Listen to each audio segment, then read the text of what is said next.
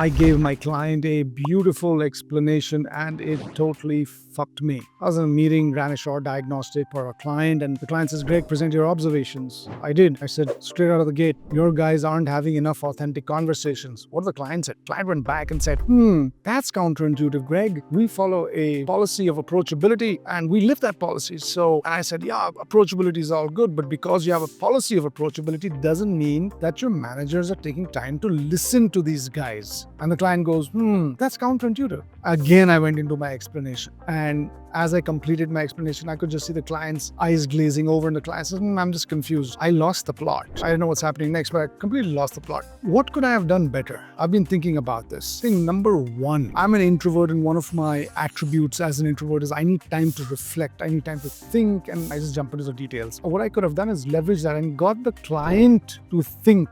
And, I could have asked the client, counterintuitive, say more. What prevented me was the minute the client said counterintuitive a second time, what was happening in my head was going, oh man, why the hell doesn't this guy get it? I could have easily reframed that saying, resistance, I see you coming. And the minute I see resistance coming, an interesting technique is to allow the resistance to surface. And you can do that by asking a question. I could have asked the client a question like I just said, say more about counterintuitive. Oh, that's an interesting word. What's behind that?